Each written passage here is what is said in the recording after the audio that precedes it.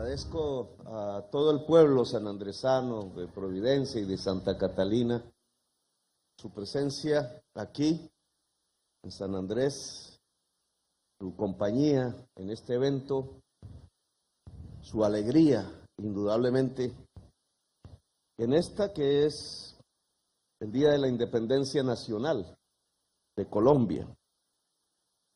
20 de julio, que es un día de fiesta indudablemente popular en San Andrés. Al ministro de Defensa Nacional, Iván Velázquez Gómez, y su esposa María Victoria, a los altos mandos de las fuerzas militares y de la Policía Nacional, general Helder Fernán Giraldo Bonilla, comandante general de las fuerzas militares, y su esposa María Victoria, general Luis Mauricio Espina Gutiérrez, comandante del Ejército Nacional, y su esposa Lorena, almirante José Joaquín Amezquita García, jefe de Estado Mayor Conjunto de las Fuerzas Militares, y su esposa Liliana, almirante Francisco Hernando Cubides Granados, comandante de la Armada Nacional, y su esposa Lucia Elena, general Luis Carlos Córdoba Avendaño, comandante de la Fuerza Aeroespacial Colombiana, ahora se llama así, a partir de unas semanas para acá, y su esposa Lorena, general William René Salamanca Ramírez, director general de la Policía Nacional, su esposa Yadira y su hijo Samuel, presidente del Congreso de la República, Alexander López Maya, presidente de la Cámara de Representantes, David Ricardo Racero Mallorca, gobernador del archipiélago de San Andrés, Providencia y Santa Catalina, Ever Julio Hawkins, Monseñor Jaime Uriel Sanabria Arias, obispo de San Andrés y Providencia, presidente de la Autoridad Raizal, Alberto Gordon May. Saludo especial a toda la comunidad raizal del archipiélago de San Andrés, Providencia y Santa Catalina, señores embajadores, jefes de misiones diplomáticas acreditadas en Colombia, ministras, ministros y funcionarios del gobierno nacional, oficiales generales y de insignia de las fuerzas militares y de la Policía Nacional y sus familias que fueron condecoradas en el día de hoy, oficiales, suboficiales, soldados, infantes de marina de las fuerzas militares, mandos del nivel ejecutivo y patrulleros de la Policía Nacional, a la agrupación musical Caribbean New Steel, medios de comunicación locales y nacionales, a mi padre Gustavo Petro Sierra, caribeño, y en general a todas y todos los asistentes.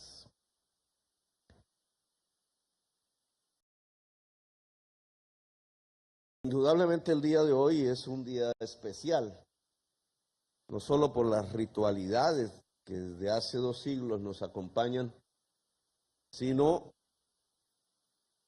el significado de una victoria relativa que ha obtenido Colombia en el escenario de la justicia internacional, la Corte Internacional de Justicia, que es un instrumento de acción judicial vinculante de la Organización de Naciones Unidas, seguido de algunas derrotas también relativas. Toda victoria y toda derrota es relativa en el mundo. Alrededor del concepto de territorialidad y del concepto de mar, que hace parte de la nación colombiana y que es absolutamente neurálgico en el mar Caribe. Eso nos trae aquí indudablemente a examinar en qué fallamos, en qué acertamos.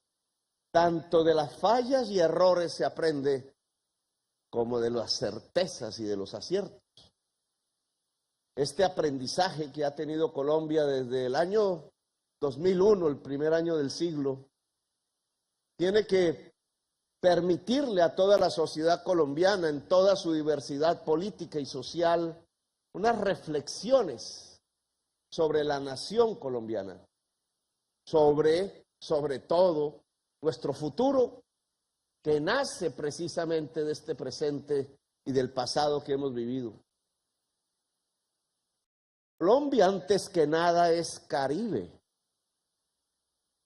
En medio de su diversidad se ha venido diluyendo un concepto, no solamente en Colombia, sino en casi todas las naciones de este mar hermoso, que es el concepto del Caribe. Si nos vamos hace 2 siglos, para no irme más atrás, a la época precolombina de las rutas marítimas de los indígenas caribes, que le dieron el nombre a este mar, para no pasar por los tiempos aciagos del monopolio español del comercio y de la lucha de los poderes mundiales por destruirlo, Inglaterra, Francia, Holanda, que fue configurando el mundo del Caribe en un encuentro frontal, incluso violento, entre la Europa de aquel entonces y el mundo indígena que habitaba estas islas. Y después el desarrollo de una de las mayores ignominias de la historia humana, la esclavitud, la traída forzada de pueblos de África hacia estas islas primero, hacia La Habana, hacia Veracruz, en México, hacia nuestra ciudad de Cartagena, para ir llenando a perpetuidad, creían ellos, de cadenas, de esclavos, de esclavas, cuyos hijos, cuyos nietos, cuyos bisnietos tenían que ser esclavos de por vida de precisamente los detentores de ese poder europeo. Así se fue construyendo una cultura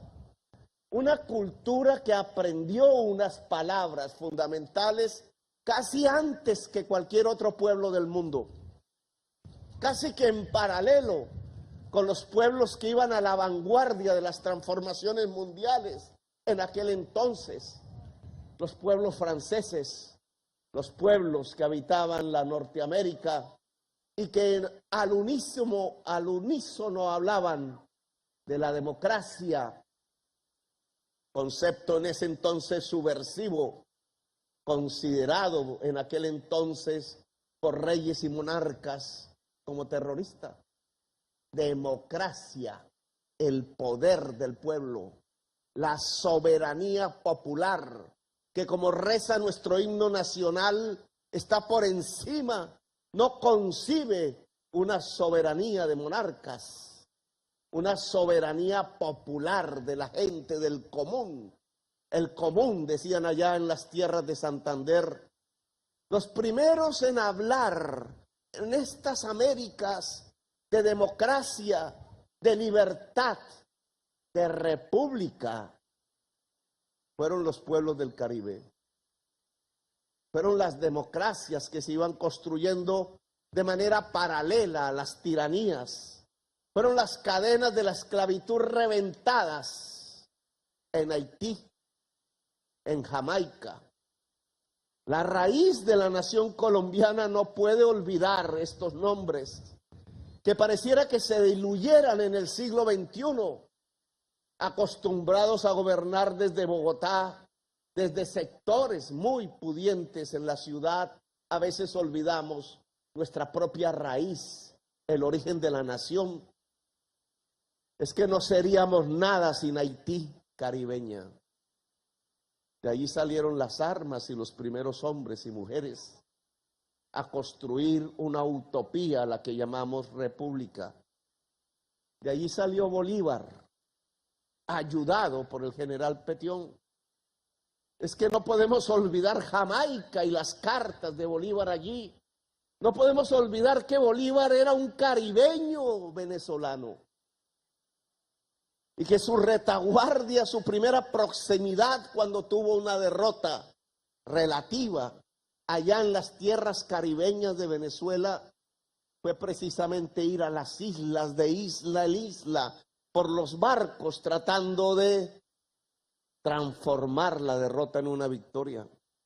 Jamaica, Haití, Venezuela, Cartagena, Maracaibo, son ciudades que están, al igual que las demás, en el escenario del nacimiento de la República de Colombia.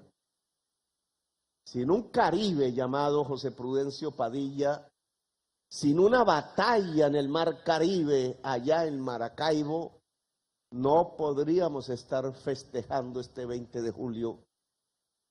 Las batallas que le dieron la independencia a Colombia, allá en Boyacá, por ejemplo, no hubieran podido tener un final feliz a través de la Constitución de la República si no hubiera habido una batalla naval que cerró la segunda fuerza expedicionaria del ejército más grande del mundo, el del Imperio Español, que intentaba por segunda vez reconquistar nuestras tierras y que intentó entrar a estos territorios allá por el lago de Maracaibo. Ese Caribe los derrotó. Un hijo de un negro y una indígena guayú que hoy conmemora en los próximos días 200 años, 2 siglos de su existencia. José Prudencio Padilla, que configuró la Armada de Colombia. Caribes, Caribes aquí, Caribes allá, Caribes libertarios, Caribes solidarios y solidarias, Caribes que solo sabían en aquel entonces, hace 2 siglos, pronunciar las palabras de libertad, de democracia, de república, de que todos los seres humanos somos iguales, de que la solidaridad o fraternidad se impone, que la igualdad y la fraternidad son la base de la convivencia en paz de los pueblos. Hoy recogemos esa raíz histórica. Se nos había olvidado el Caribe. Pensaban desde Bogotá en la isla de San Andrés como en un balneario o en un lugar para comprar las neveras, los televisores o los equipos de sonido. Se le olvidó a Colombia que Colombia misma es diversa, que solo en el Amazonas se escuchan 300 idiomas diferentes, que no somos simplemente hispanos o latinos, que tenemos raíces prácticamente que surgen de todos los rincones del planeta, que nuestra principal riqueza es la diversidad. Se nos olvidó que hace 2 siglos dijimos que el pueblo es soberano y reemplazamos eso por otro tipo de regímenes, de creencias, de ilusiones fantasmagóricas que nos han venido conduciendo hacia la construcción de una guerra perpetua, de una guerra eterna, de una violencia que nunca termina. Se nos olvidó que es una nación. Una nación no es simplemente el aire o el agua o la tierra, aunque es indispensable. Una nación es el pueblo antes que nada. Sin que haya un pacto del pueblo, un pacto de convivencia, no es posible construir una gran nación como lo demuestra toda la historia humana. Se nos olvidó el pueblo, o más bien se les olvidó la existencia del pueblo como la base de la nación, de la soberanía. El pueblo es la base de la soberanía. Y por eso nos desafiaron. Por eso a principios de este siglo fue Colombia demandada. Y entramos en unos procesos jurídicos. Pastrana había aceptado la competencia de la Corte Internacional de Justicia. Y en la Corte Internacional de Justicia hablan los abogados, los conceptos del derecho del mar, construido por la civilización humana a partir de su propia experiencia milenaria. Y empezamos a perder una y otra vez. De hecho, Colombia, en su vida republicana, lo que ha visto es perder su propio territorio una y otra vez. Como si quienes gobernaran desde Bogotá no tuvieran corazón, como si no sintieran, como si fueran indolentes ante el concepto mismo de la nacionalidad, de lo que significa la independencia nacional y la dignidad, que no es una simple bandera, la bandera es el símbolo de algo que se llama pueblo, que se llama territorio, que se llama historia, que se llama culturas. La patria es un ser vivo, no una estatua de mármol o de cobre o de bronce. La patria no es inerte, es un fluir de la historia y se construye a partir de decisiones de sus sociedades, equivocadas o no. La historia es la forma como se construye una nación. En esos 2 siglos de vida republicana, desde Bogotá, llámese Santa Fe, llámese el centro, lo que hemos visto es cómo se pierde el territorio, cómo se abandonan las fronteras, cómo otros terminan soberanos. Así fue con la costa mosquitia, aquí al frente de San Andrés, una de las primeras pérdidas que trae incluso el desarrollo de los actuales acontecimientos. Así fue con Panamá, o se nos olvidó la historia, la indolencia con la que se trabajó desde el mundo político y gubernamental, el perder una de las zonas más ricas de Colombia, hoy lo sabemos, mientras nosotros, los colombianos en aquella época, nos matábamos entre sí, entre liberales y conservadores en las montañas andinas, perdíamos el canal de Panamá, perdíamos nuestra presencia en Centroamérica, perdíamos el territorio que nos comunicaba desde el centro del mundo con los 2 océanos más grandes y con los 2 grandes centros del poder económico y político mundial de hoy. Y después perdimos los monjes. Y después perdimos la Gran Colombia antes, como un gran proyecto de construcción nacional que se evaporó porque decidimos enfrentarnos entre los mismos, entre los que nos parecemos, entre los que somos un mismo pueblo. Y decenas de miles de kilómetros de la selva amazónica se perdieron a principios del siglo XX. Esas malezas quizás pensaron, esos árboles que nadie usa, ese territorio inexplorado, ese mundo de explosión vital que es la selva amazónica, ¿para qué nos sirve? Pensarían desde Bogotá, y lo dejaron diluir. Y miren hoy la importancia que tiene la selva amazónica solo como el principal pilar terrenal que tenemos para la supervivencia de la vida humana. Y después perdimos más.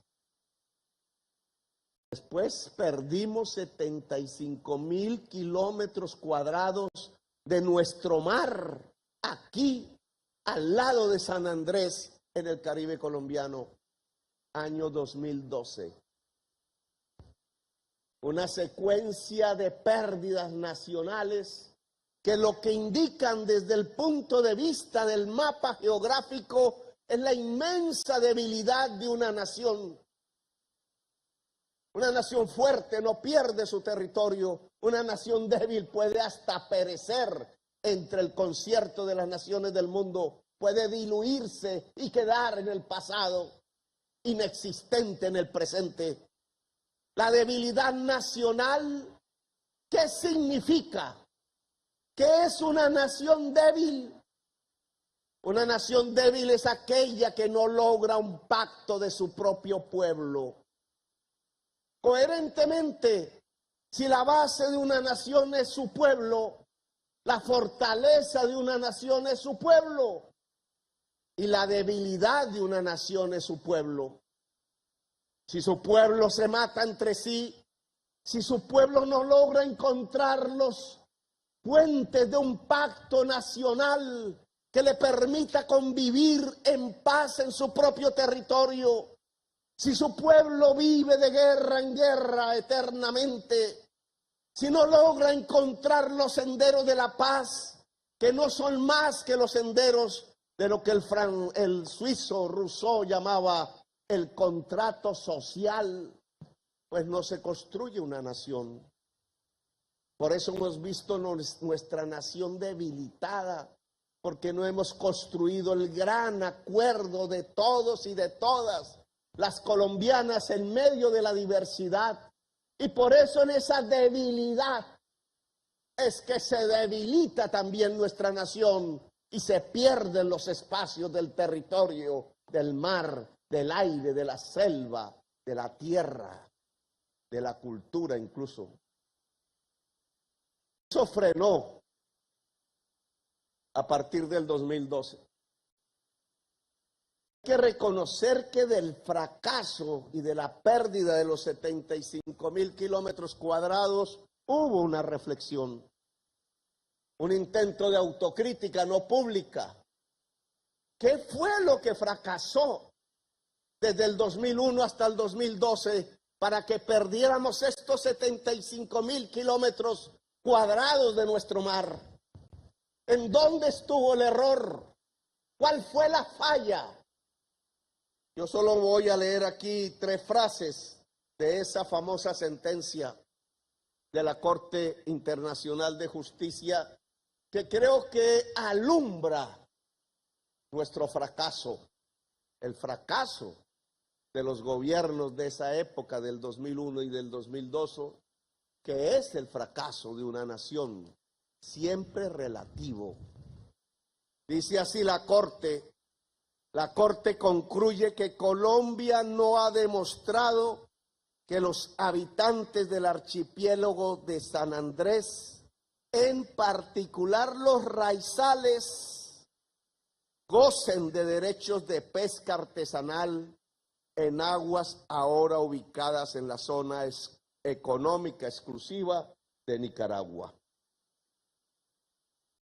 La Corte dijo que el gobierno colombiano no demostró que ustedes, los raizales, tenían derechos de pesca artesanal en las aguas que hemos perdido. ¿Qué le pasó al gobierno de Colombia? ¿En qué consiste este error? Que no se dio cuenta que el principal instrumento y objetivo de defensa era el pueblo raizal, era el pueblo. El gobierno de Colombia entre el 2001 y el 2012 y cosechó esa derrota internacional, no se dio cuenta que la fortaleza no estaba simplemente en las armas, que la fortaleza no estaba en contratar a los abogados de siempre, blancos e inodoros e incoloros que habitan las calles del Chapinero de Bogotá. No se dio cuenta que esos abogados encumbrados apenas conocían San Andrés cuando venían a bañarse en el mar y que no habían hablado con sus gentes, que no habían caminado por las calles y los pueblos.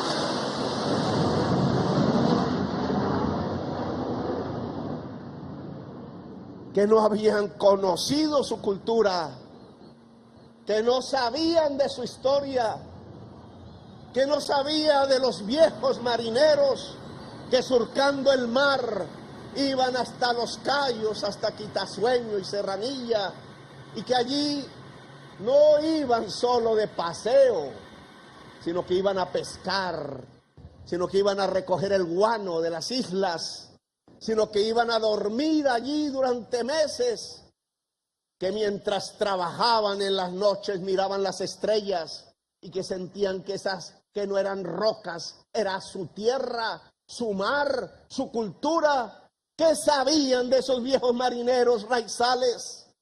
De su existencia, de que tenían abuelos y abuelas en Jamaica y que tenían familiares en la costa mosquitia nicaragüense y en Honduras, y que era el mismo pueblo, que había una identidad cultural, que había una historia común y que esa historia se había marcado por la palabra autonomía, que es el sinónimo de la palabra libertad, que saben de sus nombres en inglés, que saben de sus religiones.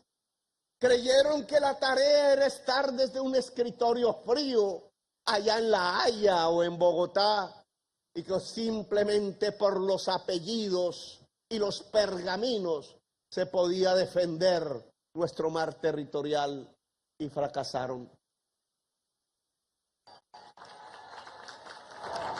Fracasaron porque se les olvidó la palabra pueblo.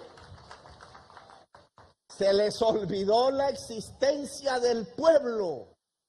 Se les olvidó que la base de una nación y que el poder en una nación democrática no es más que el poder popular, que no es el poder del apellido y del privilegio, que es el poder de la gente que hace la empanada o la arepa, o que hace la cazuela de mariscos, o que camina a las calles cargando los bultos, o que se echa a la mar en un pequeño barco para pescar la comida de sus hijos.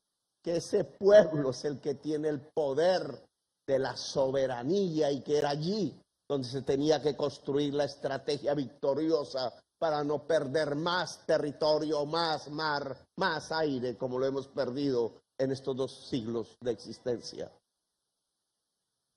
En el 2012 fueron cambiando las cosas. Y hay que reconocerlo, empezó la reflexión crítica. La Armada se dedicó a los descubrimientos científicos fotográficos para saber cómo es el fondo de este mar, que es probadamente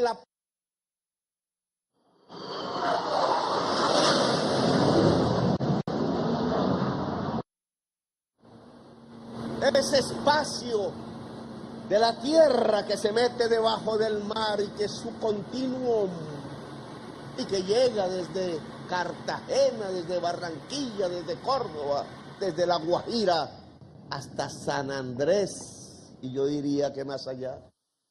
¿Cómo demostrarlo? Se propuso la Armada y la DIMAR, y fueron apareciendo las pruebas. Nicaragua decía que San Andrés era una especie de roca en medio de una fosa marina, y que por tanto no había plataforma continental extendida de Colombia más allá de sus 200 millas, y que por tanto al estar estas islas, San Andrés, Providencia, Santa Catalina y Los Cayos, en medio de una fosa, las aguas que estaban en esa fosa rodeando las islas eran de Nicaragua.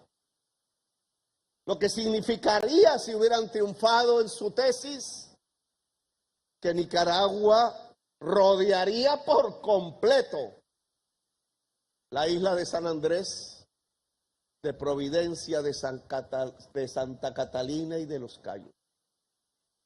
Estaría perdida para Colombia San Andrés en cuestión de decenas de años. El mayor peligro a la soberanía nacional contemporánea. Esa fue su demanda, interpuesta en el 2013, después de haber ganado la del 2001 y sus 75,000 kilómetros cuadrados entre San Andrés y Nicaragua. Iban por más, venían por las islas, por estas banderas, pero sobre todo por este pueblo, por esta cultura y por esta belleza que había sido parte de nuestra nación, invisibilizada desde los círculos de la oligarquía colombiana en Bogotá.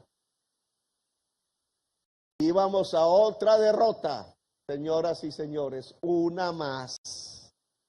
Habíamos perdido porque la reacción ante la derrota fue decir que entonces nos salíamos de la Corte Internacional de Justicia y denunciábamos el Pacto de Bogotá, y se le olvidó a los ilustres abogados que aún saliéndonos y denunciando el Pacto de Bogotá, seguía teniendo competencia por un año más después del fallo del 2012.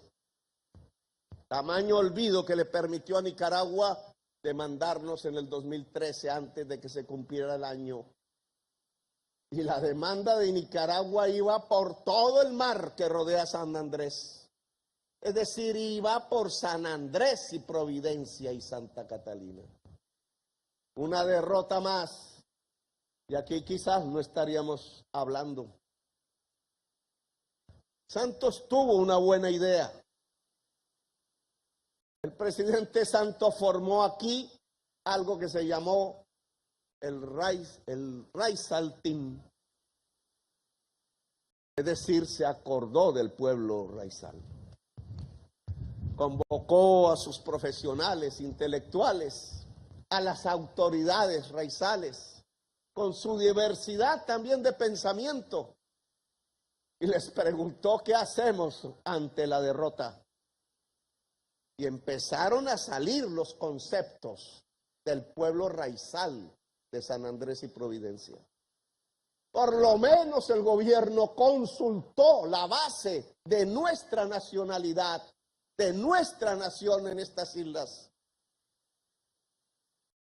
Empezó la demanda de Nicaragua en el 2013 y ya teníamos pruebas de cómo es el fondo del mar y de que sí hay una plataforma continental extendida en el trabajo de la Armada y la DIMAR. Y empezó en los consejos del pueblo raizal a penetrar en la estrategia del gobierno. Pedimos que la Corte Internacional de Justicia no tuviera competencia y perdimos de nuevo. Y se avecinaba una gran derrota hasta que llegó este gobierno. Recibimos lo que había, de lo bueno y de lo malo. Tratamos de recoger una enseñanza. Esa enseñanza es lo contrario de lo que esta sentencia dice en el 2012, que Colombia no ha demostrado que los habitantes del archipiélago de San Andrés, en particular los raizales, gocen de derechos de pesca. Pues de lo que se trataba era de demostrar la existencia de un pueblo con identidad cultural, al cual no se le había escuchado ni se le había tenido en cuenta en las sentencias de los magistrados y de los abogados.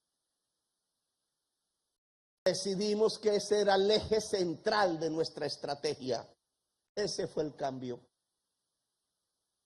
Y por eso nombramos embajadores y embajadoras hijas de esta isla e hijas de esta cultura para que fueran nuestros embajadores en las islas antillanas.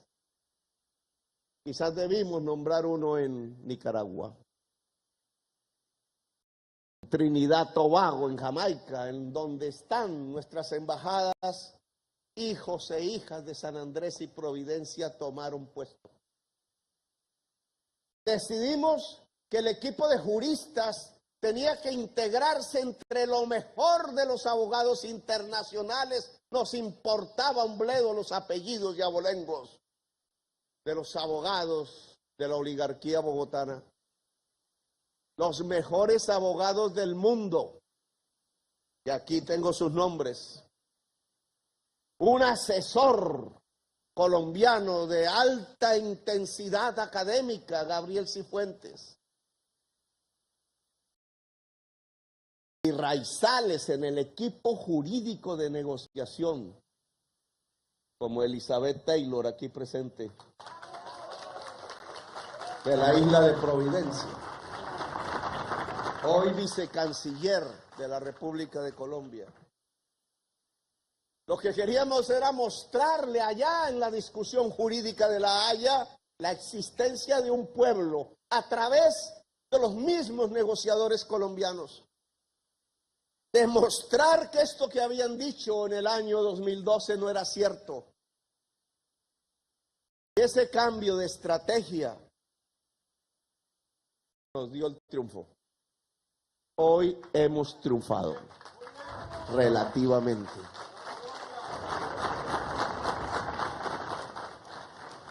En la audiencia oral de diciembre del año pasado, siendo nosotros gobierno, este equipo se estrenó.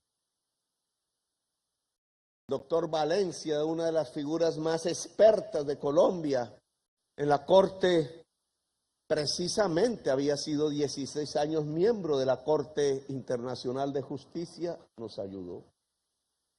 estos equipos internacionales y nacionales. Hasta me gustaría leer algunos de sus nombres, me alargo de pronto antes de la parte final de mi discurso, pero que es necesario que los reconozcamos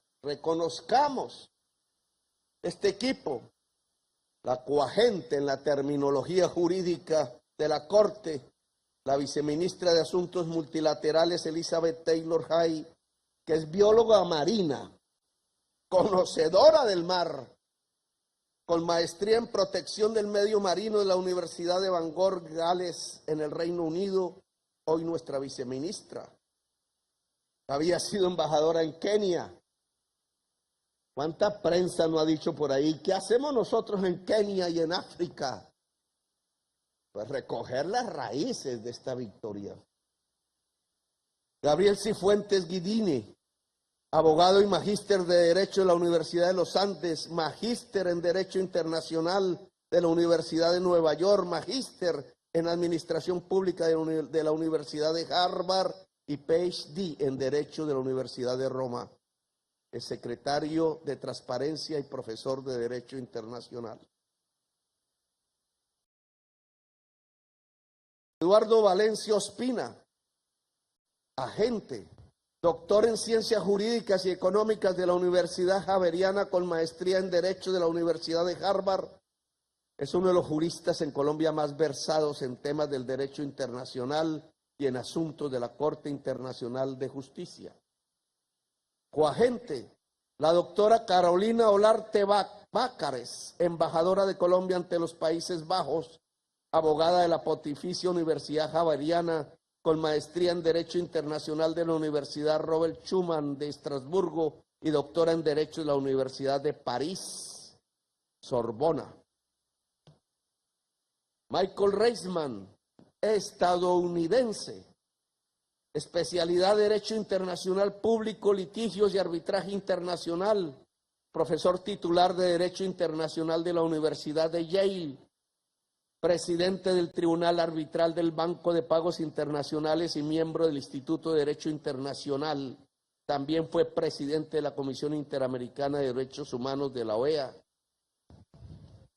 Rodman Bundy, estadounidense, Derecho Internacional Público, Litigios y Arbitraje Internacional, socio del Departamento de Solución de Controversias de la firma Peyton Box, miembro de la Barra Nueva York, con casos ante la Corte Internacional de Justicia, fue abogado para la República del Perú en el caso de la disputa marítima Perú-Chile, abogado para el Reino de Camboya en el caso de la solicitud de interpretación de la sentencia 15, abogado para Ucrania en el caso de la delimitación marítima en el Mar Negro, Rumania-Ucrania.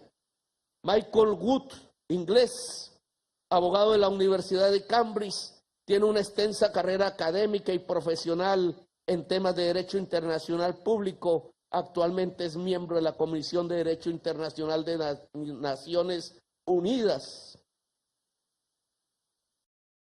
Jean-Marc Touvenant, francés, secretario general de la Academia de Derecho Internacional de La Haya, es profesor de la Université Paris-Ouest Nanterre La Défense, donde se desempeñó como director del Centro de Investigaciones de Derecho Internacional. Laurence Boisson de Chasseurs, francesa suiza, maestría en Solución de Controversias Internacionales y profesora titular del Derecho Internacional en la Universidad de Ginebra. Este fue nuestro equipo jurídico. Raizales, nacionales colombianos y los mejores abogados internacionales. Raizales, ¿qué fue lo que nos hizo ganar esta vez? El reconocimiento del pueblo raizal. Nos hizo ganar a Colombia en soberanía ustedes. Es de ustedes fundamentalmente el triunfo. Es del pueblo raizal. Entonces, bien, tenemos que decirnos, ¿y ahora qué? ¿Y de ahora en adelante qué? ¿Para dónde vamos? otra vez para el olvido, que nos costó 75.000 kilómetros cuadrados de mar, solo porque una élite llena de privilegios se le olvidó que la base de la soberanía es el pueblo, que el pueblo en esta isla se llama el pueblo raizal. Volvemos al olvido para que después se aprovechen de esa debilidad de una democracia que no es capaz de reconocer el pueblo y sigamos perdiendo en próximas décadas. O recogemos de nuestros errores y reflexionamos. La base de la nación es un pacto del pueblo. Es el poder del pueblo. La base de la soberanía es el poder del pueblo. La base de la independencia es la fortaleza del pueblo. La base de la paz es el pacto del pueblo. Estos son, para mí, los mensajes que nos deja este pedazo del siglo XXI que hemos vivido alrededor de nuestra lucha por el mar en el Caribe. Y entonces, ¿cómo volvemos? Es una realidad constante, sonante, cotidiana. Cómo todos los días que vivamos de aquí en adelante pueden demostrar que esto que estamos diciendo en el discurso se vuelve una realidad. Yo propongo, hago unas propuestas a las autoridades raizales y al pueblo raizal de estas islas. 1. Solicitaremos el diálogo con Nicaragua ahora para negociar las condiciones del derecho de pesca del pueblo raizal en el Caribe. Hablaremos con Ortega y con su gobierno sobre cómo, sobre estos nuevos fallos de la Corte, podemos hacer prevalecer que los pueblos del Caribe, los pueblos raizales en este suroccidente del mar, puedan tener derecho a la pesca sin ser molestados, puedan tener derecho a su subsistencia ancestral, puedan comunicarse entre sí sin barreras, que los abuelos de la costa mosquitia puedan ver sus nietos en San Andrés y viceversa, o en Honduras o en Panamá. Podamos reconocer que existe un pueblo con identidad propia. 2, yo les propongo, a través de nuestra diplomacia raizal en las Islas Antillanas, de las Islas Antillanas en nuestro país, que podamos construir una gran confederación de los pueblos raizales anglófonos de las Antillas en el Mar Caribe. Que podamos construir una fuerza común que va más allá de San Andrés y Providencia, que nos enseña a toda Colombia a hablar, y a toda América, y a todo el mundo a hablar en términos de la existencia del Caribe como una unidad cultural diversa, sí, que habla diversos idiomas, sí, franceses, holandeses, creolés, hispanos, ingleses, pero que tiene un origen común, que tiene una música común, que tiene una manera de sentir el mundo común, una sensibilidad común, un feeling común. Y que ese pueblo tiene el derecho a organizarse, tiene el derecho a conectarse, tiene el derecho a ser. Let it be, decían antaño la canción famosa. La Confederación de Pueblos Anglófonos de las Antillas es un objetivo que este gobierno quiere ayudar a promover y a fortalecer. Hemos hablado de este asunto con Mia Mowley, la primera ministra de Barbados, hoy una figura internacional bastante reconocida por su lucha contra la crisis climática, que es en realidad la principal amenaza que hoy tienen todas las islas del Caribe y sobre la cual tenemos que adaptarnos y mitigar y luchar, porque la crisis climática la produjo el ser humano y sobre todo la codicia de la gente más poderosa del mundo. Tenemos que hablar de juntar la isla de San Andrés con la fibra óptica de propiedad pública de la nación colombiana.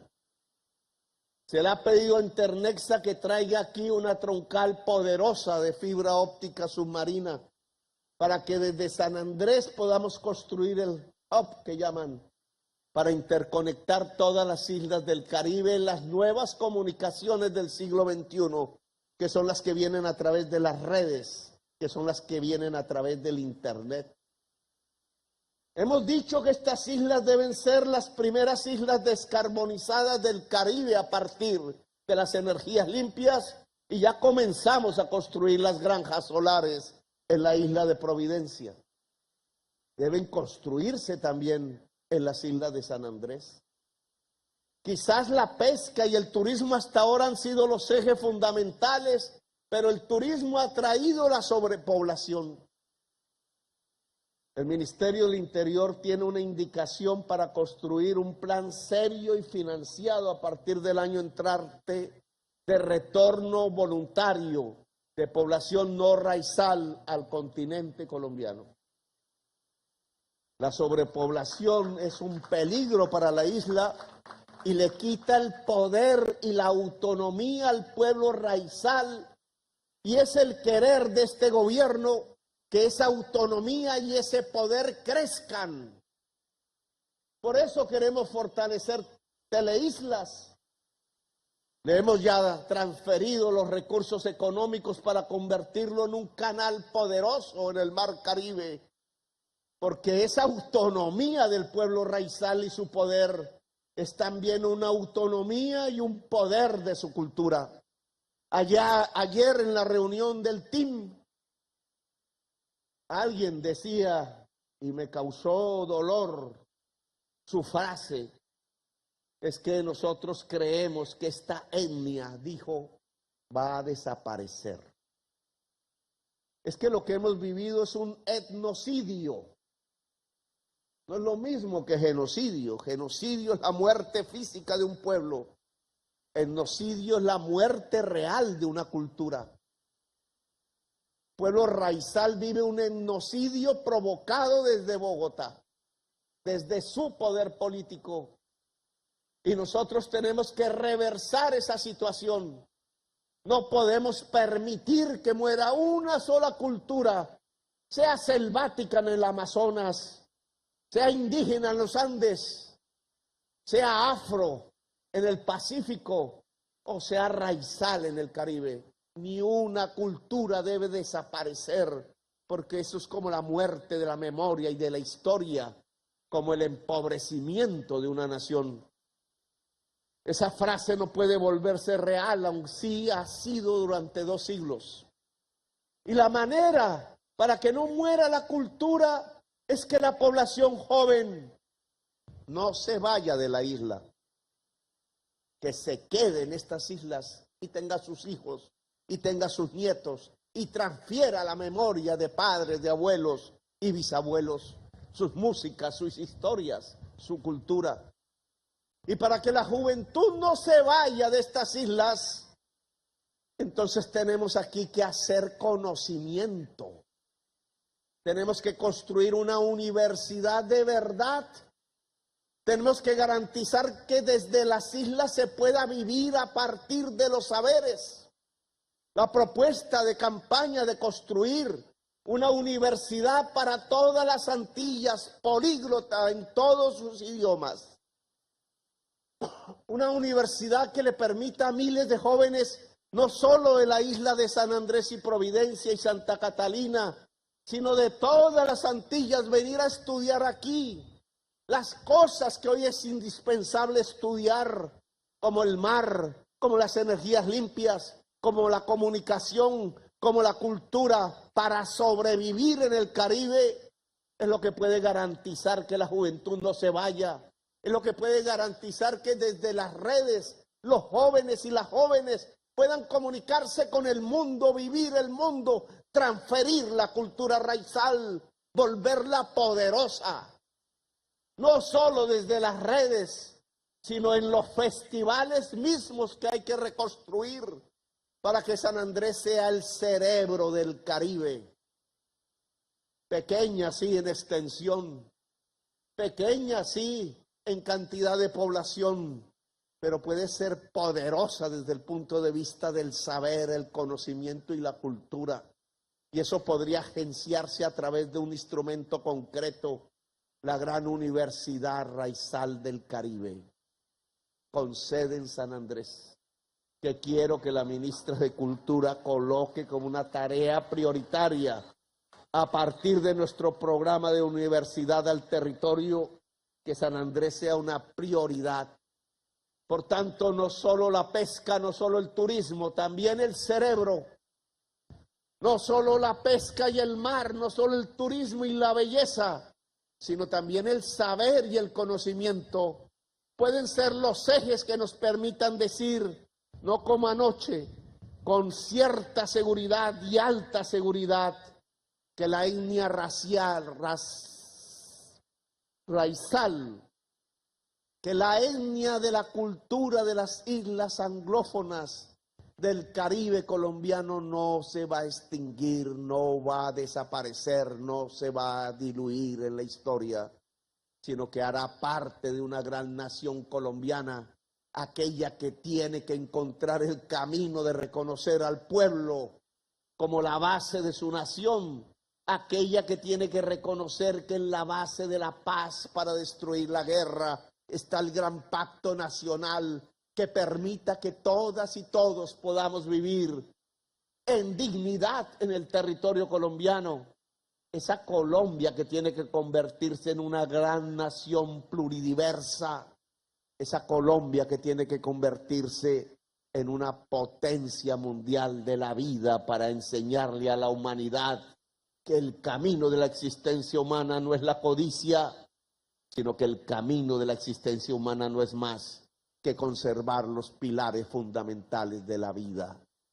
Que San Andrés sea esa potencia mundial de la vida en el Caribe, que San Andrés sea nuestra gran bandera libertaria y democrática en el corazón incluso de las tiranías. Gracias, muy amable, por haberme escuchado.